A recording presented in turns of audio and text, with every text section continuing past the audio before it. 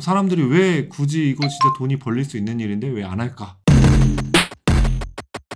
오늘은 사람들이 돈을 벌 수 있음에도 귀찮아서 잘 안 하게 되는 그런 이야기를 좀 해볼까 해. 사람들한테 막 말하다 보면 분명히 돈을 벌 수 있음에도 불구하고 뭔가를 안 하려고 해. 그거 관련해가지고 사실 우리가 되게 많이 말을 하잖아. 사람들이 왜 굳이 이거 진짜 돈이 벌릴 수 있는 일인데 왜 안 할까? 궁금해 하잖아. 그래서 처음에 나는 이게 사람의 의지에 대한 문제라고 생각을 했어. 근데 자세히 생각을 해보면 사실 사람의 의지력은 어느 정도 정해져 있고 그 의지력이 100% 그 사람을 만들 수 있다? 사실 그렇게 생각이 되진 않더라고. 최근에 좀 봤던 책이 좀 있어서 그거랑 같이 이제 그 내용 소개도 하면서 어떻게 하면 조금 더 돈을 벌 때 귀찮음을 좀 덜어내고 진행을 할 수 있을까에 대한 이야기가 될 것 같아. 오늘 이야기하는 내용은 넛지 파이널 에디션을 보고 하는 얘기니까 만약에 내 얘기가 좀 이해가 안 되는 부분이나 내 얘기에 대해서 좀 더 알고 싶다 그러면 그 책을 한번 사서 보는 것도 좋을 것 같아. 넛지라는 거 혹시 아니? 넛지는 쉽게 얘기하면 그런 거야. 남이 A하고 B의 선택을 하는데 내가 원하는 답을 쪽으로 그 사람이 선택할 수 있도록 내가 무언가를 하는 일을 넛지라고 불러. 근데 더 파이널 에디션을 보면 자신이 어떻게 그 넛지에서 그렇게 선택을 할 수밖에 없는지에 대한 이야기가 좀 많이 담겨 있어. 좀 그 전체적인 얘기를 좀 하자면 인지 심리학이라는 게 있어. 그 인지 심리학에서는 사람의 뇌의 모드를 두 가지로 나눠. 하나는 수동뇌 모드, 하나는 자동뇌 모드 두 가지로 나누는데 쉽게 얘기를 하자면 수동뇌 모드는 모든 걸 다 내가 조정을 해야 되는 거야.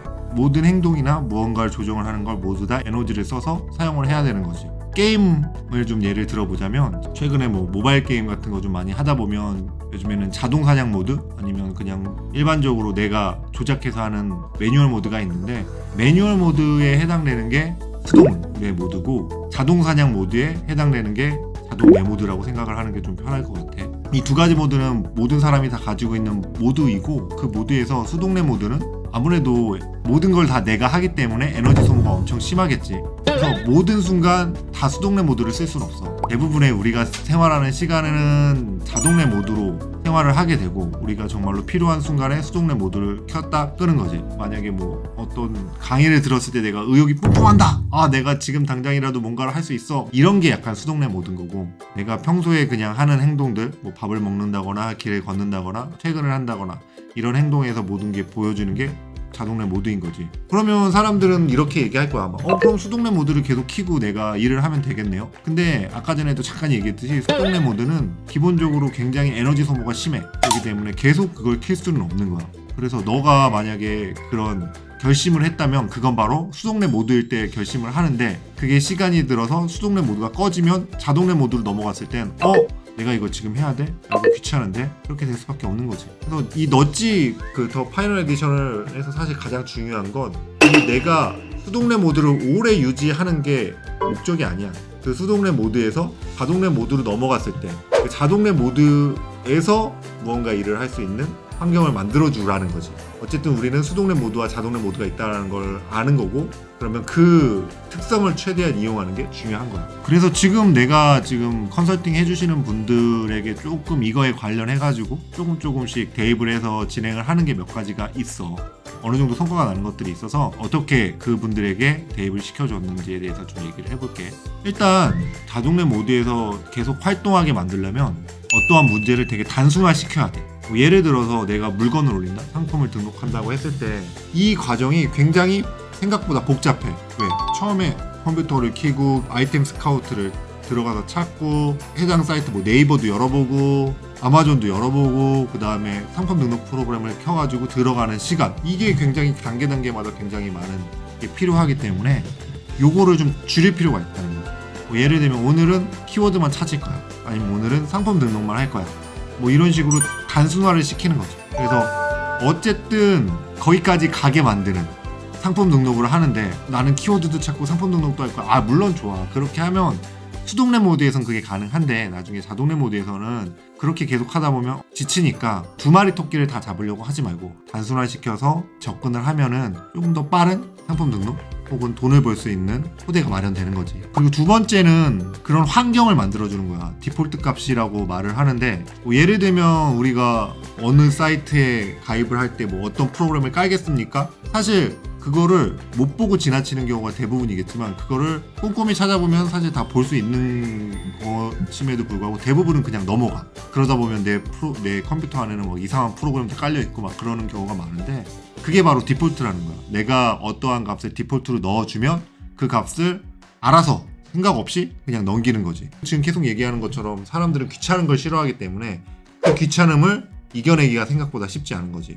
상품을 등록하고 돈을 벌고 싶으면 상품 등록하는 곳을 디폴트 값으로 만들면 돼.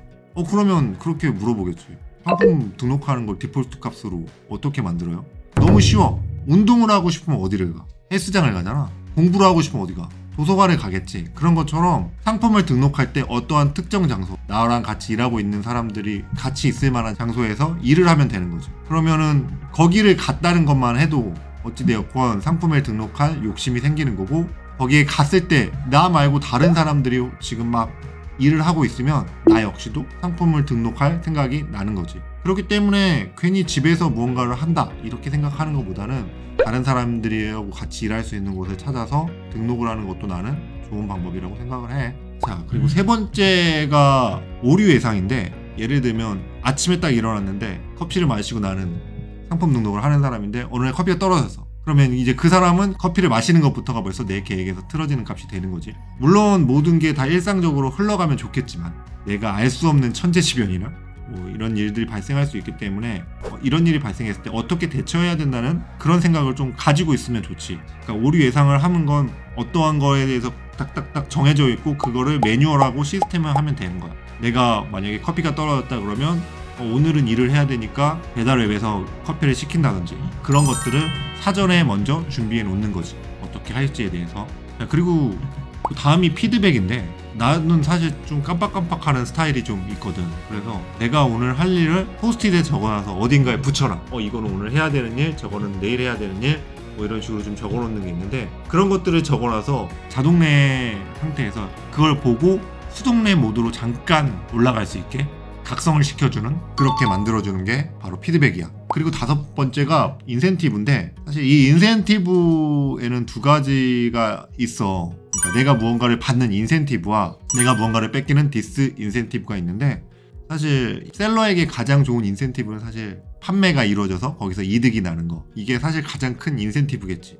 그래서 개인적으로는 상품 등록을 어느 정도 하다 보면 그 인센티브는 받게 돼. 그래서 그 인센티브를 받음으로써 조금 더 동기부여가 되고 그 일을 좀 더 하게 되는 경우가 만들어지는 거고, 내가 지금 수강생들에게 쓰고 있는 방법인데, 그냥 자기가 오늘 하루 한 상품 수를 카톡에 올리는 방법이야. 물건을 하나를 올렸건 두 개를 올렸건 상관없어. 물건을 올리지 않아도 카톡에 올리는 거지. 카톡에 올리게 해서 그거를 보게 하고, 만약에 하루라도 안 올릴 경우에 물건 수를 안 올려도 상관없어. 커피를 올리게 만드는 그런 디스인센티브 제도를 사용하고 있어. 그랬더니만 그 이후부터는 지금 내가 지금 상품수 올리고 있는 거에서 확인을 하시고 계속 올리면서 서로에게 동기부여가 되는 거죠.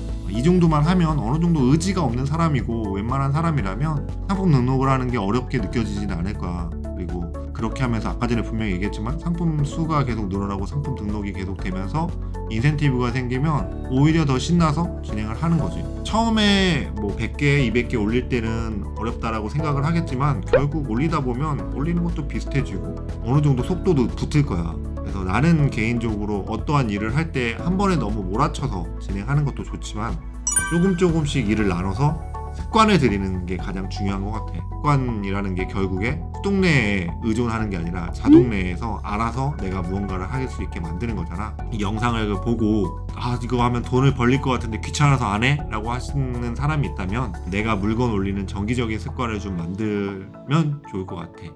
그러면 우리는 다음 영상에서 또 봅시다. 안녕.